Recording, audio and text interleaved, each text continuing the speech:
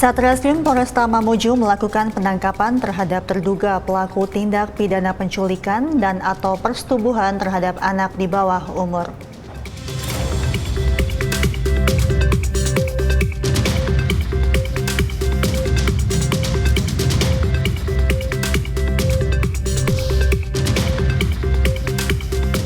Kepolisian Negara Republik Indonesia melalui Polda Metro Jaya melaksanakan apel gelar pasukan dalam rangka melaksanakan Operasi Mantap Praja 2024 yang akan dilaksanakan di wilayah hukum Polda Metro Jaya.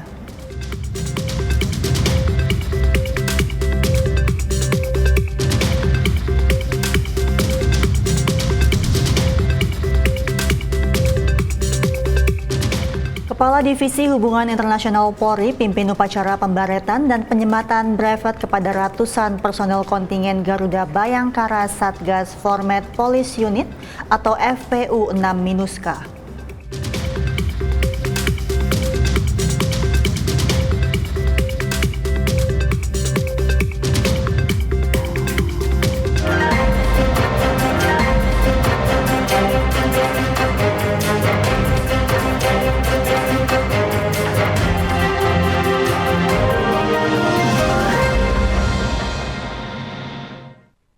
Selamat sore pemirsa, Presisi Utama kembali hadir edisi Selasa 13 Agustus 2024.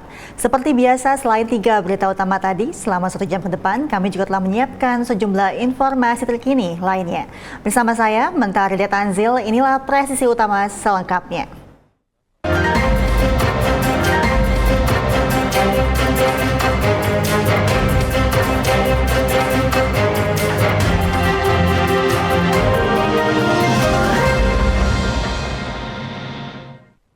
Informasi pertama pemirsa, dalam kunjungan kerjanya ke Kalimantan Timur, Kabar Reskrim Polri Komjen Pol Wahyu Widada memberikan arahan langsung kepada seluruh jajaran fungsi Reskrim Polda Kalimantan Timur.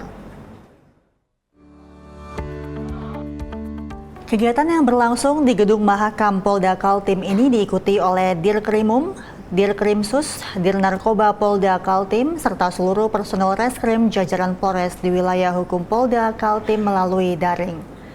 Kabar Reskrim menekankan pentingnya meningkatkan kapasitas dan kompetensi seluruh personel reskrim dalam menghadapi tantangan tugas yang semakin kompleks. Hal ini bertujuan untuk meningkatkan kinerja dan sinergi dalam penanganan kasus di wilayah hukum Polda Kaltim. Sementara itu, Kabid Humas Polda Kaltim Kombes Pol Yulianto menyampaikan bahwa arahan ini akan menjadi motivasi bagi seluruh jajaran reskrim Polda Kaltim untuk meningkatkan kinerja dan memberikan pelayanan terbaik kepada masyarakat.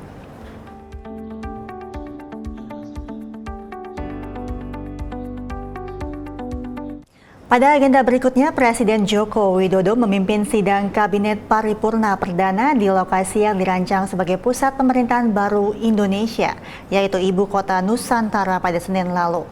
Presiden memanggil seluruh menteri untuk membahas sejumlah isu krusial. Mengawali sidang yang digelar di Istana Garuda ini, Presiden membahas progres pembangunan IKN. Jokowi menyanjung kualitas udara di ibu kota baru. Hal ini merujuk pada indeks kualitas udara yang sangat baik. Menurutnya, tak semua negara punya kualitas sebaik ini. Lalu Presiden Jokowi juga mengumumkan investasi dengan total 56,2 triliun rupiah yang sudah masuk di IKN. Dalam pidato pembukaannya, Presiden Jokowi lantas menyampaikan alasan kepindahan ke IKN yang disebut tidak hanya pergeseran secara fisik. Om Swastiastu, Namo Buddhaya, Salam Kebajikan. Sementara itu, Istana Wakil Presiden di Ibu Kota Nusantara tahap pertama akan mulai dibangun.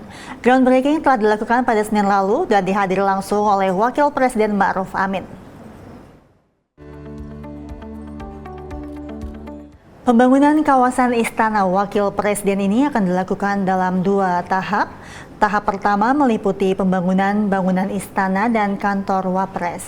Selanjutnya, kediaman Wapres, mes pas pampres, parkir, serta bangunan penunjang lainnya. Rencananya tahap pertama ditargetkan akan selesai pada Agustus 2025 mendatang. Kawasan Istana Wakil Presiden tahap pertama di IKN akan dibangun di atas lahan 14,8 hektar dan menelan dana 1,4 triliun rupiah. Untuk luas bangunan sekitar 10.000 meter persegi dan berlokasi tak jauh dari pintu keluar masuk IKN atau Sumbu Kebangsaan. Wapres Ma'ruf Amin mengatakan pembangunan Istana Wakil Presiden di IKN ini memiliki arti strategis. Pembangunan ini merupakan karya anak bangsa dan diharapkan dapat menjadi pusat aktivitas kenegaraan yang mencerminkan nilai-nilai kebangsaan.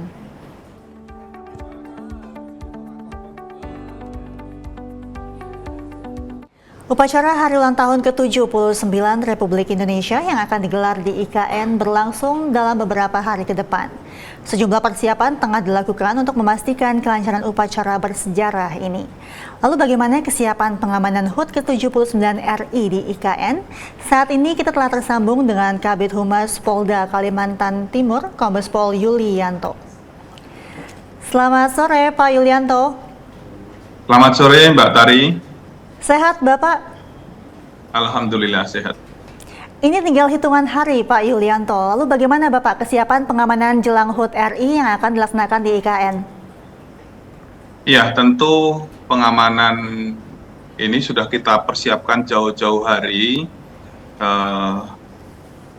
untuk agar pelaksanaan upacara 17 Agustus yang itu merupakan puncak itu bisa berjalan dengan aman.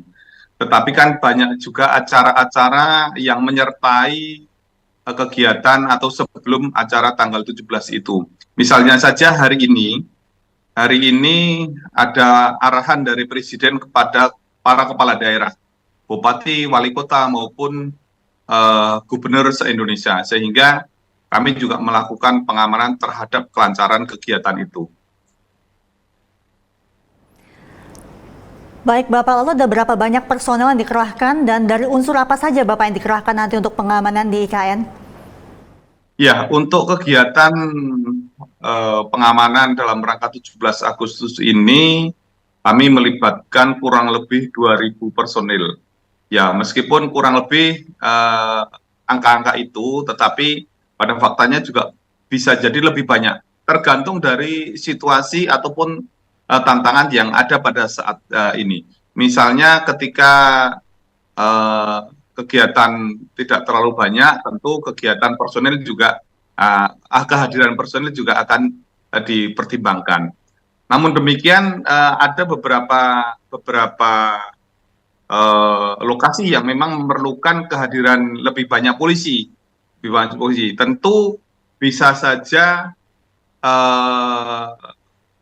kekuatan polisi itu turun naik, dan kami juga bukan hanya polisi saja, tapi ini juga dengan unsur terkait dengan TNI, dengan Pemda, ini juga terlibat dalam kegiatan suksesnya upacara 17 Agustus ini, Mbak Tari. Pak Yulianto, dalam tactical floor game yang telah digelar sebelumnya, begitu apa saja antisipasi dari Polda Kaltim untuk memastikan kelancaran HUT RI di IKN nanti, Bapak? Ya, TFG itu kan kita simulasikan di simulasi di ruangan, yang itu adalah bayangan akan dilaksanakannya pada pelaksanaan. Itu kita lakukan beberapa hari lalu.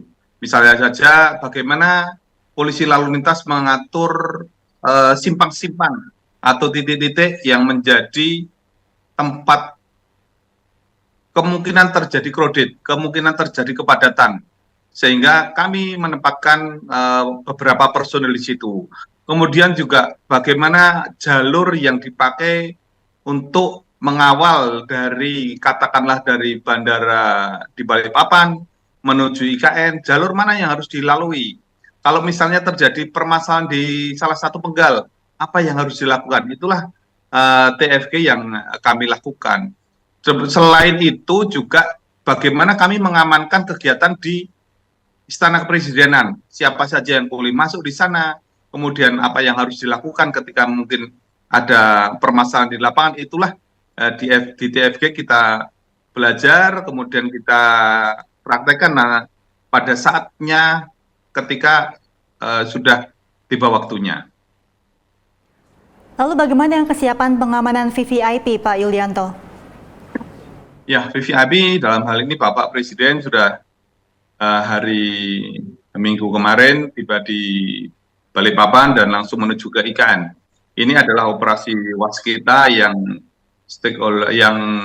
leading sektornya adalah dari Pas Pampres, kemudian didukung oleh Kodam dan juga Polda maupun dengan pemerintah daerah setempat. Dan tentu saja kegiatan ini terus dilakukan evaluasi, mana yang kurang, mana yang perlu disempurnakan, itu juga tetap kita lakukan supaya tidak terjadi hal-hal yang tidak diinginkan. Pak Yulianto, jika mengingat memang ini perayaan HUT RI yang pertama kali begitu ya di Kalimantan Timur, di IKN. Lalu tentu animo masyarakat untuk datang menghadiri upacara akan sangat tinggi begitu. Bagaimana cara mengantisipasi antusiasme masyarakat tersebut, Bapak? Iya, tentu kami membackup panitia, membantu panitia bahwa memang ada undangan untuk kepada masyarakat untuk bisa hadir di lokasi. Tetapi karena memang keterbatasan lokasi, sehingga kehadiran masyarakat yang ingin hadir langsung di area upacara juga terbatas. Nah, ini siapa saja yang bisa masuk ke situ, itu sudah dilakukan pemilihan atau sudah dilakukan seleksi oleh yang berhak menseleksi, dalam hal ini panitia.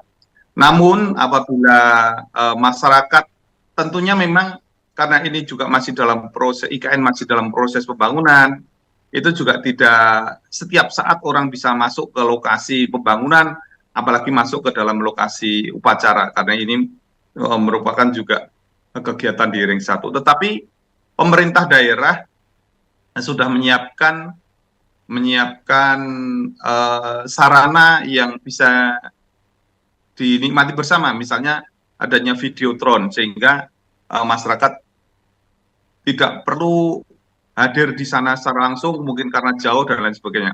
Tetapi yang perlu diketahui bahwa ada keterwakilan dari daerah-daerah yang ada di Kalimantan ini untuk bisa masuk ke area upacara yang masuk dalam daftar undangan bisa hadir langsung di lokasi upacara.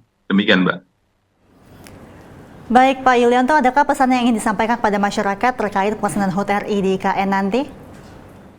Ya, tentu ini adalah momentum yang luar biasa, yang sangat bagus bahwa kepindahan ibu kota ini menjadi momentum yang tentu saja sangat bermanfaat bagi seluruh Indonesia, apalagi khususnya warga masyarakat di Kalimantan Timur lebih khusus lagi. Ini tentu akan membawa dampak yang luar biasa. Tentu banyak sekali dampak atau banyak hal-hal positif dengan adanya IKN ini. Apalagi saat ini HUT RI yang ke-79 dilaksanakan di IKN, dan ini juga kami menghimbau pada masyarakat, mari kita sama-sama menjaga situasi agar pelaksanaan upacara nantinya ataupun acara-acara sebelumnya bisa terdukung dengan baik, bisa terlaksana dengan baik, dengan mengikuti apa yang menjadi arahan, apa yang menjadi petunjuk daripada pengambil kebijakan atau dari para pemangku kepentingan yang ada di Kalimantan Timur ini. Baik, semoga perayaan HUT RI ke-79 yang akan dilaksanakan di IKN nanti pada 17 Agustus terlaksana secara kondusif dan lancar dan aman, begitu ya Pak. Terima kasih. Amin. Pak Yulianto, sehat selalu dan salam presisi. Salam presisi. Pemirsa, 36 peserta memasuki tahapan assessment test setelah dinyatakan lulus pada tes kesehatan dalam tahapan seleksi calon anggota Komisioner Kompolnas periode 2024-2028. Asesmen tes calon anggota Komisioner Kompolnas dilaksanakan 3 hari, 13 hingga 15 Agustus 2024 yang bertempat di Assessment Center Polri, Gedung TNCC Mabes Polri, Jakarta Selatan.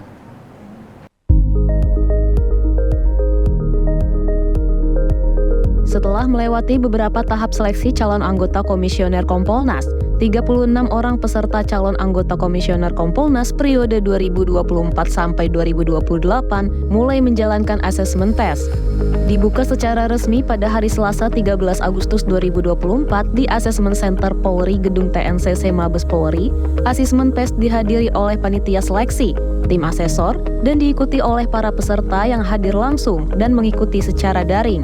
Asesmen tes untuk 36 para peserta calon anggota Komisioner Kompolnas periode 2024 sampai 2028 berlangsung dalam 3 gelombang. Gelombang pertama dilaksanakan setelah pembukaan resmi dan berakhir pada tanggal 15 Agustus 2024. Adapun tahapan dalam asesmen tes yang dijalani oleh peserta calon anggota Komisioner Kompolnas periode 2024 sampai 2028 yaitu problem analysis, leaderless group discussion, behavioral event interview, dan psikometri. Karobinkar SSDM Polri Kombes Pol Langgeng Purnomo menjelaskan, melalui asesmen tes ini sebagai tahapan untuk mengukur kemampuan dan kapasitas para calon anggota Komisioner Kompolnas yang nantinya disesuaikan pada posisi jabatan yang akan diemban.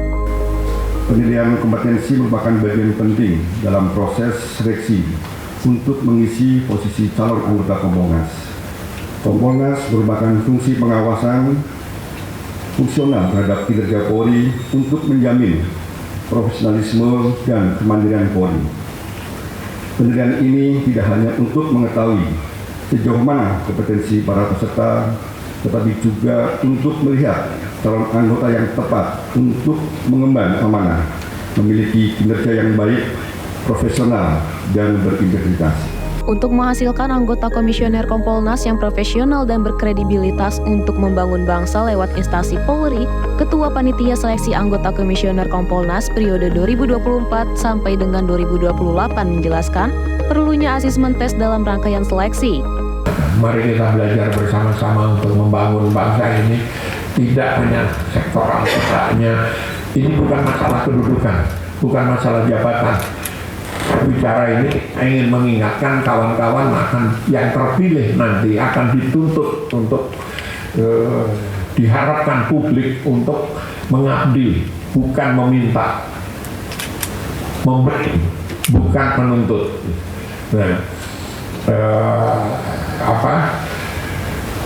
mudah-mudahan proses ini berjalan dengan baik. Anda lihat bahwa kami di tim Pansel Kompolnas ini sudah berusaha semaksimal mungkin supaya fair, proses seleksinya fair, proses seleksinya berjalan adil, dan tidak ada cheating. Tidak ada cheating karena itu merusak apa yang menjadi cita-cita kita bersama gitu. Dan salah satu dari fairness itu adalah proses assessment ini. Asesmen tes akan berlangsung selama 3 hari ke depan yang terbagi dalam 3 gelombang yang tiap-tiap gelombang diikuti 12 peserta. Nantinya hasil dari asesmen tes akan dipilih 24 orang peserta calon anggota Komisioner Kompolnas periode 2024 sampai 2028 untuk melakukan tes wawancara sebagai tahapan akhir dalam seleksi. Dari Jakarta, Christian Hendra, Polri TV.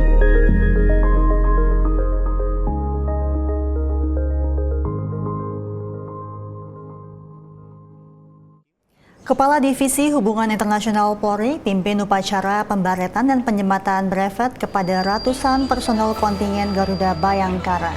Informasinya hadir setelah jeda berikut ini.